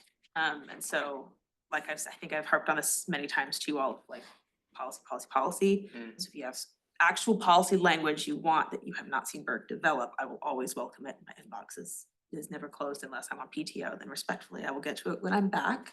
But there's that. I know we gave you the technical appendix. This chapter, the housing chapter and the climate chapter are not being plain talked. The other chapters are. And I think if there are any pieces, and I've been doing this myself, of comment this sentence makes no sense, or this sentence is a run on, this is a fragment, it's confusing. If there, as you're reading it, you find something that referring to the technical appendix isn't enough for you to understand it, bring it to my attention. Cause I look at it long enough that my scope of understanding what the general population is going to take from this is very quickly starting to narrow. I think that's an ask I think it's safe to say that that's a fair ask for the climate chapter as well. Since these are beefy and ongoing and have not, you have given them a thumbs up, but you've also not seen a final version until the PC draft or the public hearing draft. The other chapters are being plain talked in that way, so chew on that, please. We heard some public comment today, and it's gone on somewhat historically about the differences between buildable lands report and recommendations. This body set a goal there, and we're being told that now updates and cities and what they've looked at and what they've worked together with, they've changed some of their positions on some things. Can the staff share anything about public comments that are concerned about the county needing to accommodate significantly more than 5 or 6% and maybe up to 15 or 20%? Sorry, I'm thinking about how to respond to that because there's a lot there. So the initial housing allocations that were presented to TRPC were based on methodology that the state produced without a lot of guidance. The cities didn't say they weren't gonna take a certain amount of housing. It was basically like, here's the methodology, we're gonna apply it. Here's what the output of that is. Thank you, state. Once the state saw our output, once we better understood our output of that work, all the planning directors came back together and basically worked on an updated methodology that would reflect more the state's intent. At the same time that was happening, the state updated their methodology because they were so displeased with our outcome. Go Thurston County. And so what we ended up with was the allocation that we currently have, which essentially has no housing in the 0 to 120% allocated to rural unincorporated. The ongoing discussion we've had with this body, the Planning Commission, is regardless of what the allocation says and what can be accommodated, there is capacity in the county because of the parcelization in our RR15 zone to accommodate way more than whatever goes into a chart that the TRPC board adopts. And so unless the county, the board, takes action to reduce that capacity in some way, that will exist. So we can produce all the tables we want about where housing should go. The city can make whatever changes they want to increase density, because what we did figure out in the land capacity analysis is that they did do a good job of implementing sustainable Thurston. They can accommodate all these different housing types, high density. We never followed through on any kind of reduction to capacity in rural areas. So that is still out there. And it would take actions by the county to change that.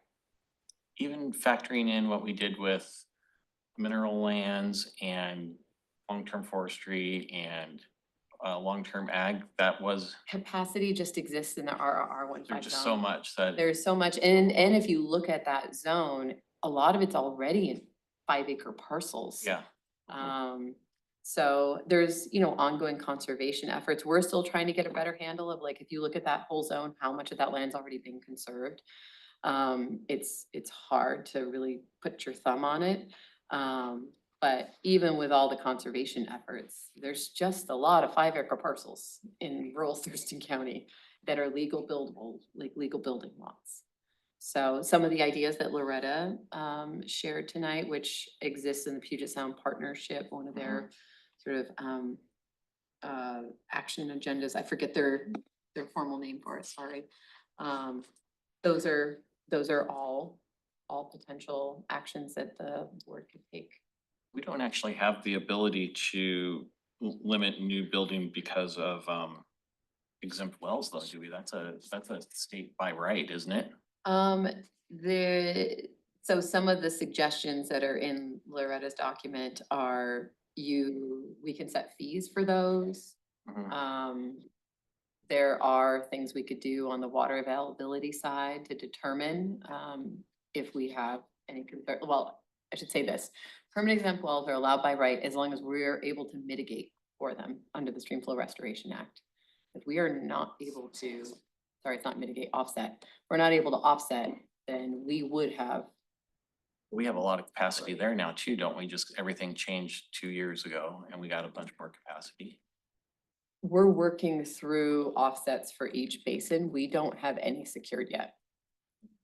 So we're on a timeline to secure those offsets, and we do have big projects underway, and we're really excited about those just for the overall benefit to stream flow restoration. But if you start charting out what water availability looks like beyond sort of whatever the timeline in our watershed plans, there are things that the county could do or consider. I don't think we're there yet, but there are things that could be considered under the Hearst decision and What hope stream flow board restoration. does look at those fee schedules, because I think that's a good way to, Provide a financial disincentive. well, Well, and it- provide financial incentives it's- in other areas. Well, Yeah. So Carrot and stick. these projects are really expensive, so offsetting permit exempt wells, you're talking like very expensive multi-million-dollar projects. And right now, it's the only funding that we have accessed is grant funds, state grant funds, and they're really just for feasibility and whatnot. Like, so we just submitted a grant for $20 million for a project in the Nisqually watershed basin. And the municipalities are sucking up most of that and they're in competition with us for it. Not on that grant. Not on the grant, but on the water, on the Yeah. water. Yeah, especially when we see, I don't remember where Yelm just got a bunch of water because of what they bought in the county. And the city's going to benefit from that. And I'm not saying that's a bad thing, but it does make it more challenging for us. They're buying water rights off of Yeah. farmland. So, and there is there are policies, plenty policies, sprinkled throughout the comprehensive plan relating to water resources. The suggestion around the rural exempt wells align with a lot of those other policies that are in there. And then I know that there were specifically policies in there, at least from the county's perspective, not to buy water rights from farms and use them for residential development. That was a request from you all. So where are we gonna get them? Water right, well, we don't need water. You're talking like Grand Mound? Yeah, well, Grand Mound's a great example. There are other potential water rights bidders. Okay. Ag isn't the only like source of that. And yeah, anyway, I guess that's not important right now, but that's a big challenge. Do we have a sense of, so you did talk about how much of the current rural areas are parcelized at those 5 acre lot size, how much is not? we're trying to figure out what that number looks like. And if that number is one that you would like to have, we could definitely have it by the new year. I think They're pretty Is that called complex. out in the buildable lands report, wasn't it?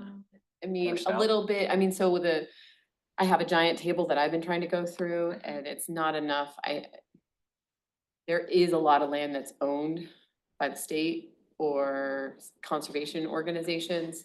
So I don't think it's enough to just do just a spatial analysis. You really do need to look at all the ownership as well to try to narrow it down. So I don't want it to just be here's the simple answer, because it's not gonna be nuanced enough to drive a policy decision. So if you could give us a little bit more time, we could come up with a more nuanced answer, I think, that takes into consideration ownership.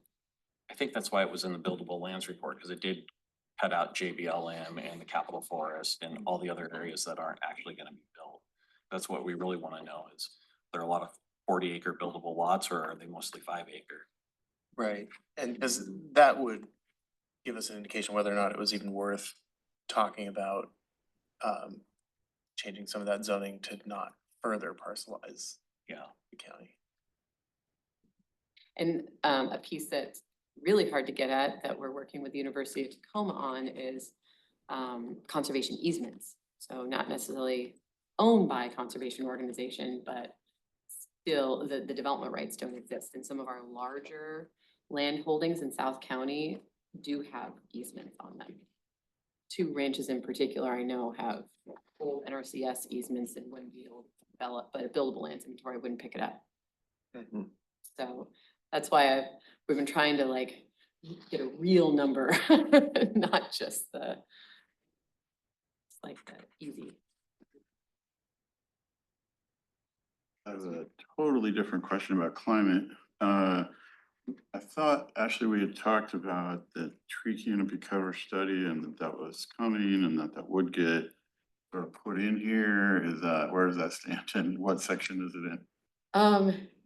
We're really close to having that and sharing it. So it's still coming. It is still coming. And that is another one where once we really tried to make sense of it as it relates to rural county, it got very complicated. I will say this though, when you do see it, it's wow. Like the maps that our GIS analysts has put together, you're like, wow. So we're just working on finalizing some of the maps. Is it fancy wow, good wow, bad wow? Yeah, that's what I thought. It's Characterize the wow for us. Yeah. well, Funny haha or funny different? You can do that with maps. Wow. yeah. I think it's a bit of that. It's also just like the county has so much tree canopy coverage. It just does. I think the bad wows are there isn't a lot of land left for potential reforestation. And so the way the RGIS analyst is like prepared these maps, it's all like these little hexagons. And so each one is sort of this quick glance, like heat map. And so you just have a quick takeaway and you're like, whoa. So they're wow. And depending on which one you're looking at, it might be good wow or bad wow. Because our climate mitigation plan for Thurston County basically says we've got to reforest, I don't even remember how many acres, and I can tell you that is not, we don't have them. Once you start taking out prairies and you take out things that are already forested, there isn't a lot left. But that is a number that we're trying to get at, is like, okay, so what percentage of the acreage in rural Thurston County, has the potential for being reforested? I can't wait to share them with you. And we'll see what your response. Probably gonna be wow. Wow. How's it? Imagining a bunch of trees on hexagons, someone in the GIS was playing on with our maps. Now I just want to show you if you, then I'll get in trouble for not sharing. All right, any other questions or anything staff would like to point out for us?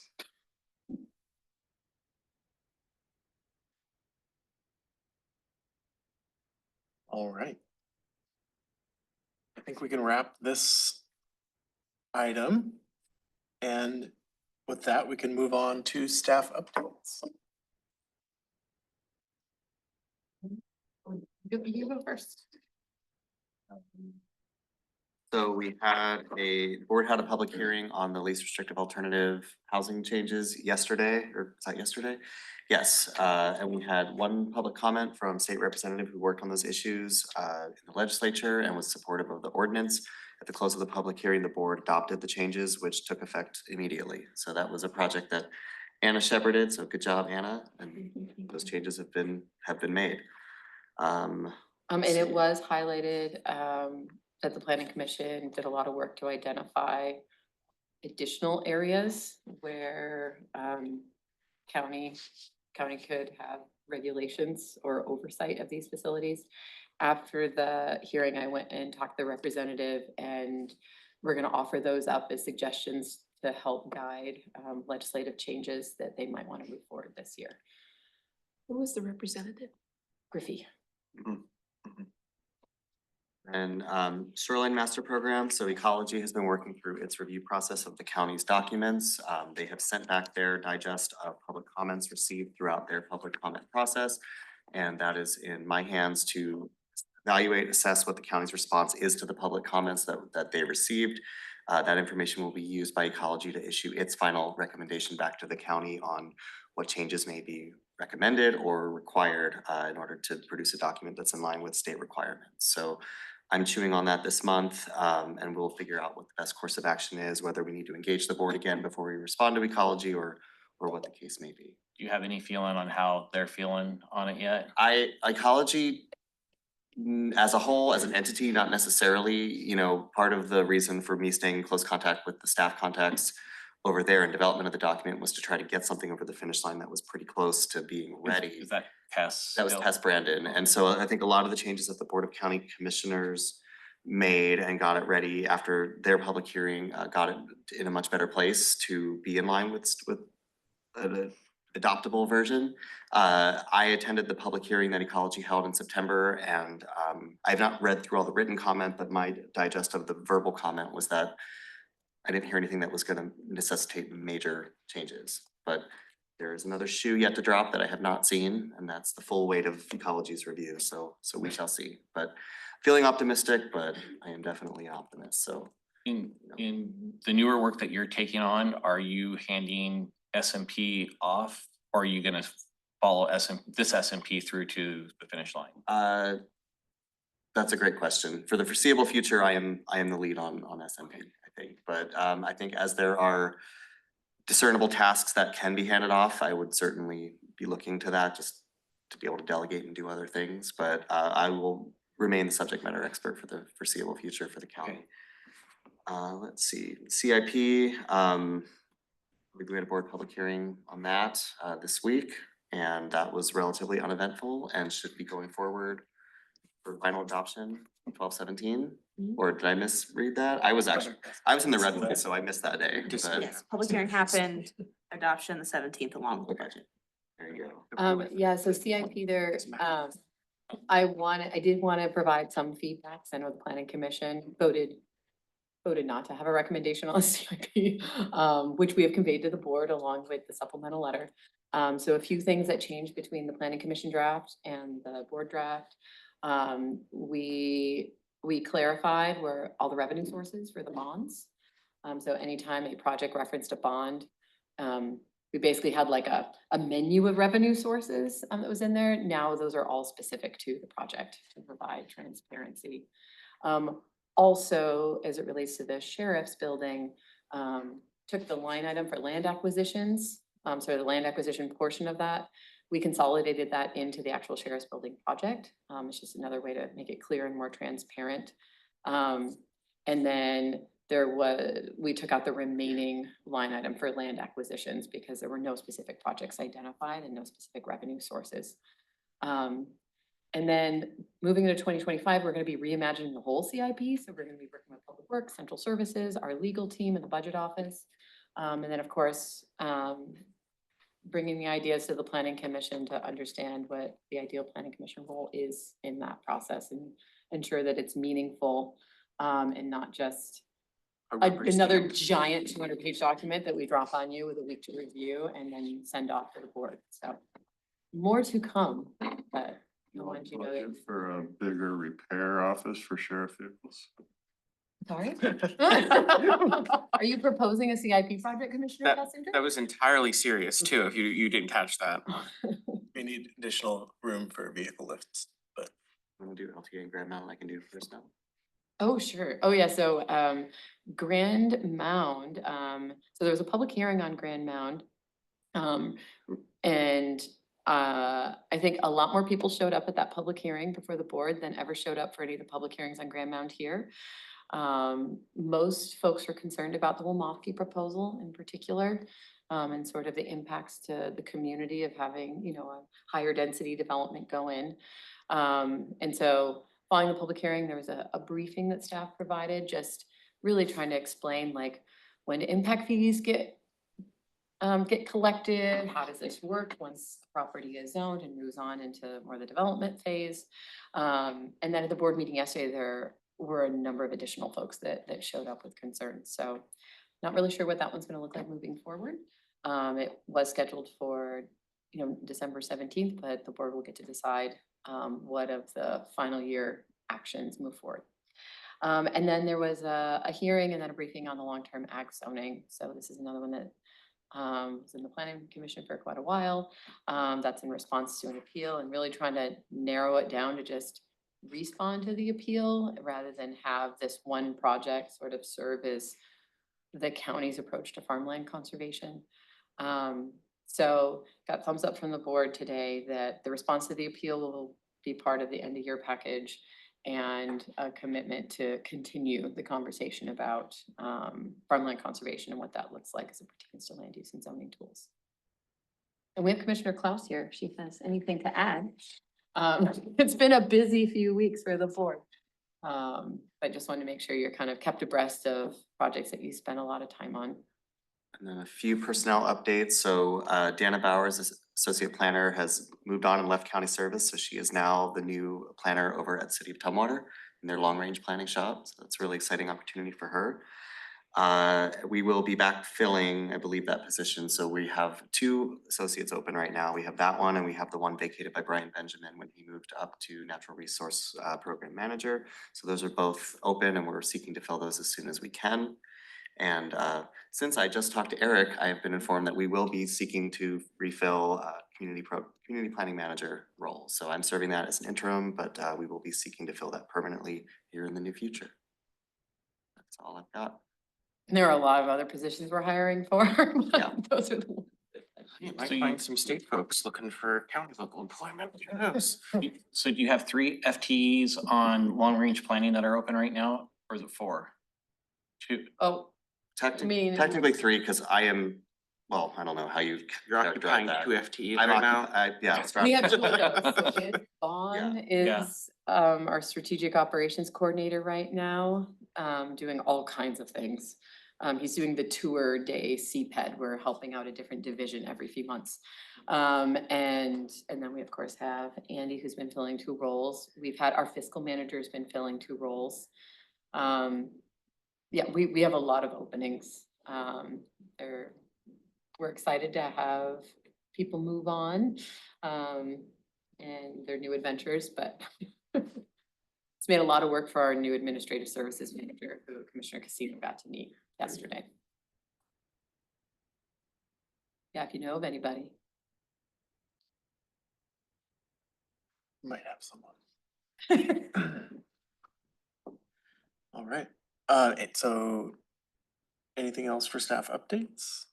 It's a Okay. lot. That is a lot. Busy. All right, moving on to item number 6, Thurston 2045 general update. Is there anything else we want to talk about? I feel like we've covered probably most of it. No, I think it was just the additional work that we're gonna be doing in Grand Mound. We were actually scheduled to send stuff out in the coming week. We have decided to pause that, given the decisions that the board is making for Grand Mound. And just kind of revisit what that looks like in the new year. And since we have a little bit of time, take advantage of that. Also, it was kind of weird to send stuff out a week before Christmas. Like, we already hear feedback that our letters get lost, and I just can't imagine sending out letters amidst all the holiday cards and everything. So. Maya did mention in our GMS meeting today that we are still ahead of the other jurisdictions. Good work. Olympia is close behind, but as far as our comp plan work goes, we're still ahead. Well, let's tell So them. I'm saying that to like give me and also, Amelia, Lee and Maya a pat on the back. Well, if they start catching up, we have to come up with sabotage ideas. I mean, I couldn't agree more. Off the record. Joint meetings, We're done. lots of joint meetings. We're not competitive. Special Good meeting for the position planning to commission. issue with Get their ahead. I need some planning commissioner being one of your own subcommittees. employees. No one likes subcommittees. I think the threat of a subcommittee is a wonderful motivator for all of us. Don't make me make a subcommittee, like, okay. We've renamed our subcommittees at my job. We call them pods. Oh, does that make them any less miserable? No, Yeah, but I it makes didn't think sense. It sounds better. Does POD stand for something? Is it an No, acronym? no, it's not. They're like orcas. Positive yeah, we use- outlook we and use whales. disposition. People organized by No. discipline. Okay. All right, moving on to calendaring. Looks like most of our calendar items are ways out. Do we have nothing on the calendar for January? We have a Oh, January 15th Um, commission meeting. Homeowner joint plan, I think that may not end up coming back on the 18th, but we'll be ready soon thereafter. Hold on, we have a meeting on the 18th? On the 15th of January? It was the 15th is the next planning commission. December 18th. We've got one December 18th, we've got DFW staff and Conservation Northwest coming, I believe. We'll be looking to see if there's anything else we can bring. And we might as invite well. Betsy up to the Okay. table. I assume we're not meeting on the 1st of January. Correct, that's just. Unless you just really want canceled. to. Well. You know, it's the night before that's really the conflict, so I wouldn't mind. Joking, I'll be in bed by 10. So our first meeting in January is the 15th? Since you have 4 turnovers on the planning commission this year, do you know when you expect to get in front of the board to see who the new members will be? Otherwise, this body might have some quorum issues come the 15th or the 18th or whenever. Is quorum defined by the number of Well, you need total 6. seats, or, oh, it's just a hard number? It's not a percentage. Well, they've been pretty good about getting those appointments scheduled. We can follow up with look at the board for the 17th, because I know a number of applications have been submitted, so it's just a matter of advancing them. Technically, I think that a quorum for us is the majority of appointed members. That's what I was gonna say. I think it's essentially a percentage of seats. So if there's no one appointed, it doesn't We count only had against 6 us. appointed members, the full majority would be 4. Yeah. Okay. But it is good to check. I Yeah. mean, the poor Ag Advisory Committee, I think they had 2 members showing up for months and months and months before they were actually like reappointed, Yeah. so. We'll look into that. But in the meantime, Commissioner Casinos, you still have to co-op. You still have to attend. Yeah. It would, well, there's lots of seats there. It's for continuity. Also of note for that is our officer elections are supposed to be the second regular meeting in January. So if we don't know. our first- Motion to move that to the first meeting of February to allow for, or are we not allowed to do that? No, we accounted for like what happens, like we wrote good rules of procedure for that. So if we don't do it at that meeting, Oh, that's right, that was in his edits. yeah, we can take it up at the next meeting. It's a productive subcommittee. What's that?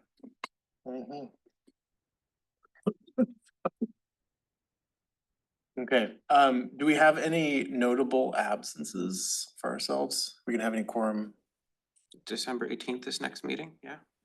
I may be out of town. Anybody else?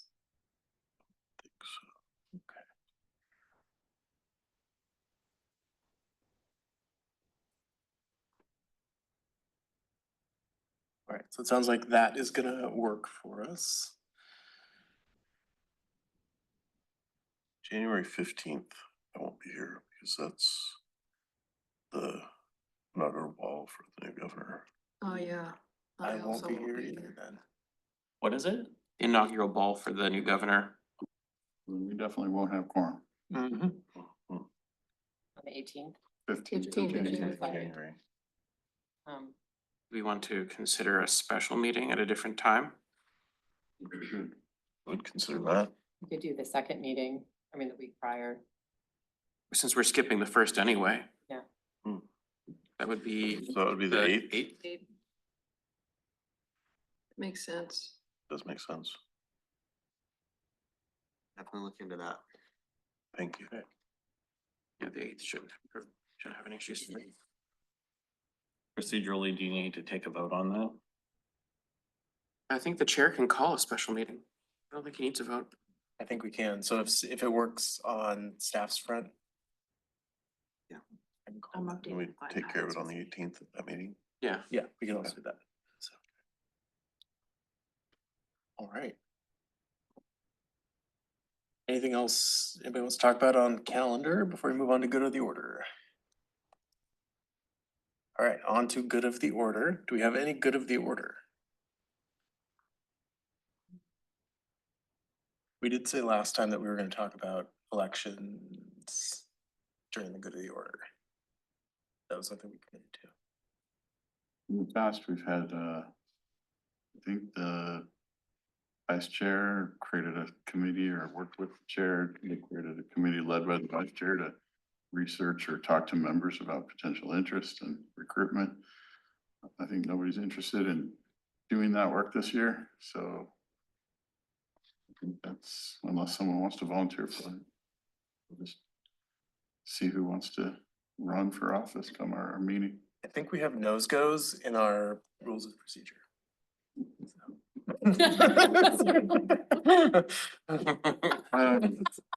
Just as a recommendation, when we do decide on a special meeting, we should actually make a motion and have members vote on it because members need a right to say whether or not they're comfortable with that change. For the Special meeting. For the in special January. okay. I do kind of something for the good of the order. It's related to what we talked today. There's a group, it's sponsored by the League of Women Voters, the NAACP and Olympia for All on January 15th. So if we do manage to schedule around it and you're not at the governor's ball, from 6:30 to 8 o'clock, they're doing housing instability. It's a forum on housing solutions. They'll have Jessica Bateman there, some folks from the Master Builders Association, the chair of Olympia for All and someone from the Housing Authority. So could be interesting for planning commission members to meet or a good outreach opportunity for the county.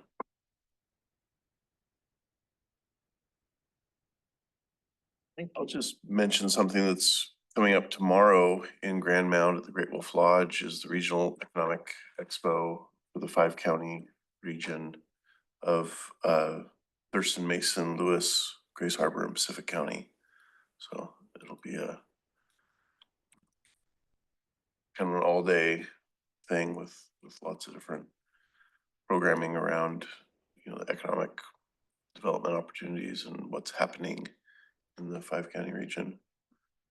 And an update from all the tribes in the 5 counties as well. Thank you, Commissioner Hanson. Any other good of the order?